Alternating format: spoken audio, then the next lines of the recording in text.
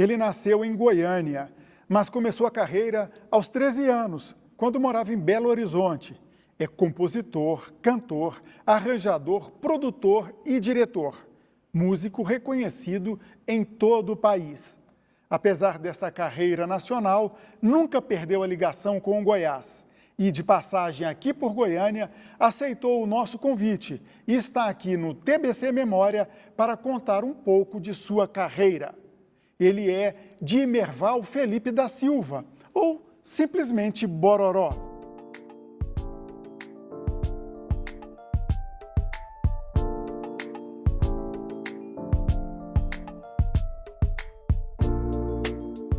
Olá, Bororó, é um prazer receber você aqui no TBC Memória. O prazer é todo meu, de participar de um programa significativo, né?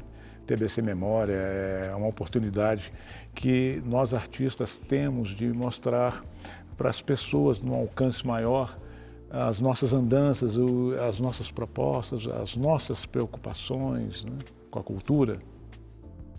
Tentamos fazer a nossa parte aqui. É maravilhoso. Bororó, conta uma história aqui. Para mim é verdade que quando você, ou melhor, antes de você começar lá em Belo Horizonte, você não gostava de música, mesmo sendo filho de músicos? Sim, meu pai tocava violão e tocava de Lermando Reis, Garoto, Pixinguinha, Noel Rosa, né? Ernesto Nazaré. Só esse pessoal, né? E minha mãe tocava música sertaneja. A verdadeira música sertaneja, que é aquela das raízes, né? Que tinha identidade. Tonico Tinoco, Cascatinha, Ana, né? Então, eu queria dormir e eles ficavam tocando, né? Meu pai chegava do serviço e ia tocar 6, 7 horas até meia-noite, eu querendo dormir. Aí eu passei a detestar música, mas que trem chato, né?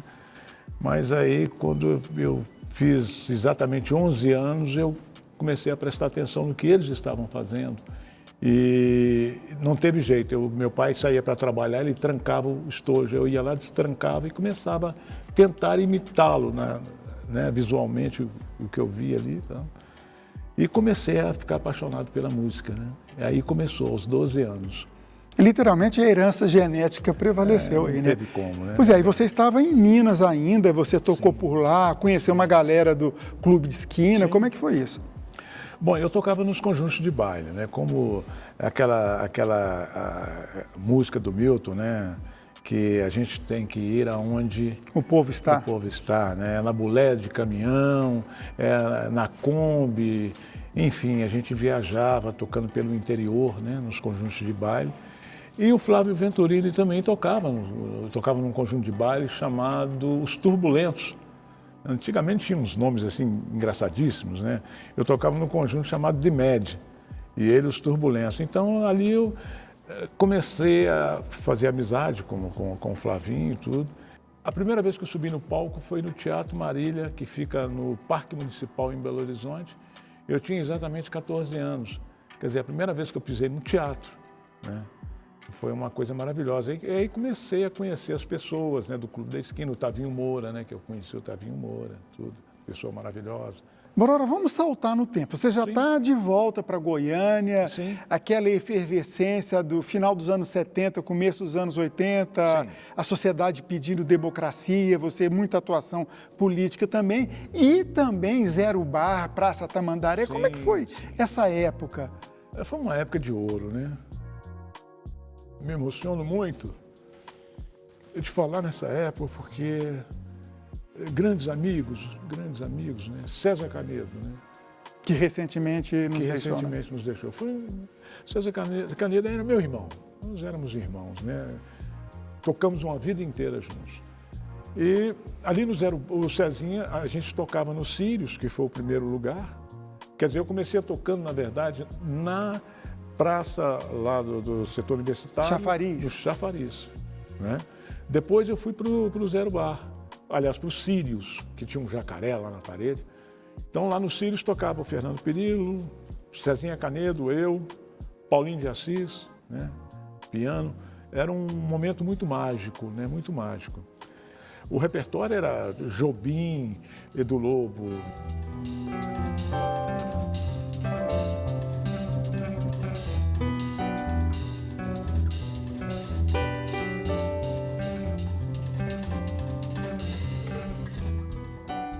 Milton, era o Noel Rosa, Pixinguinha, era o que há de melhor na música brasileira, nós tocávamos ali, né? Foi uma época de ouro. Mas também foi uma época assim, muito conturbada politicamente dizendo, porque era uma época de repressão braba, né? Década de 70, né? Era uma coisa meio complicada. Você chegou a ser preso por motivos políticos? Como é que foi isso? Foi um negócio tão... Quer dizer, eu fui cantar uma música... Na época era proibido tocar e cantar, quer dizer, cantar a música do Geraldo Vandré. Para não dizer que falei das flores. Exatamente. Era proibido cantar essa música e um belo dia, os círios barrotados de gente, né? E eu falei assim, poxa, eu vou cantar essa música. E comecei a cantar a música, e cantei a música, os círios veio abaixo, né? Aí no final da música, eu toquei o hino nacional. Vem, vamos embora, que espera, que é o final, que esperando, quem sabe faz a hora, não espera acontecer.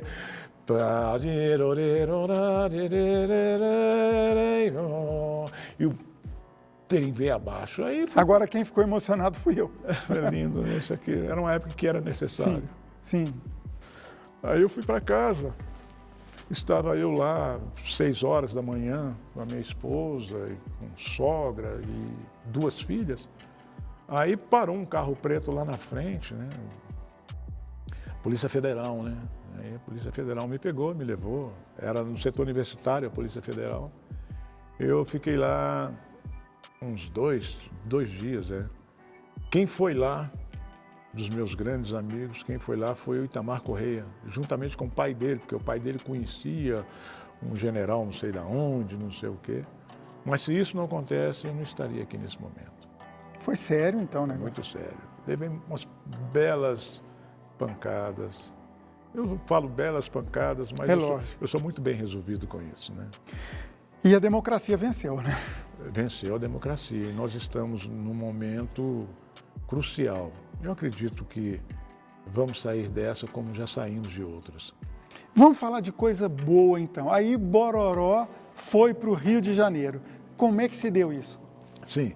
A minha ida para o Rio de Janeiro foi depois que eu fui convidado pelo Brás Pompeu de Pina para ser um dos fundadores da Orquestra Sinfônica, a primeira Orquestra Sinfônica do Estado de Goiás que nós fundamos, através do Sérgio Leão, o Brás Pompeu de Pina, professor Costinha, Dulce. E aí a orquestra funcionou maravilhosamente bem, tocávamos músicas, claro, de Wagner, Bach, Beethoven, Mozart, né?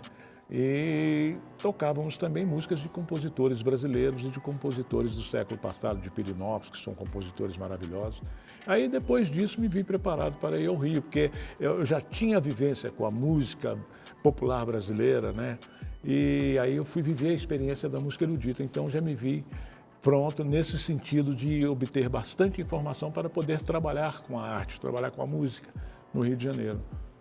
E isso se deu através do Sérgio Ricardo. Ele me convidou, um show que ele veio fazer em Goiânia, ele me convidou para fazer parte de um trabalho dele. Depois que nós tocamos juntos ali no teatro, eu conheci o trabalho dele. E aí o primeiro trabalho que eu fiz no Rio de Janeiro com o Sérgio Ricardo foi um cordel que ele musicou do Carlos Drummond de Andrade e orquestrado pelo grande Radamés Inhatali. Quer dizer, ali eu já estava em berço esplêndido. E com a nata da música, né? Com a nata da música, né? E trabalhava no estúdio com o filho do Abel Ferreira, que era o Leonardo Bruno, que é um dos maiores maestros desse país. E quem fazia as letras dos jingles era simplesmente o Ney Lopes. Ney Lopes, um dos maiores poetas da língua afro-brasileira, reconhecidamente na Europa, escreveu mais de 15 dicionários em banto e iorubá. Você falou da música afro, o seu estilo de música seria afro-brasileiro? Como que é isso? Na verdade, a minha música, eu tento fazer com que a minha música se torne universal. De que maneira?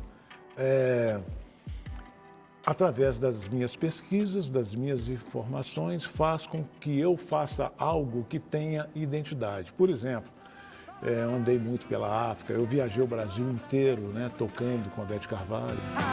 Que não é só fevereiro, meu samba não é passageiro, ele veio pra ficar. Quem marca bobeira engole poeira e rasteira, não pode levar.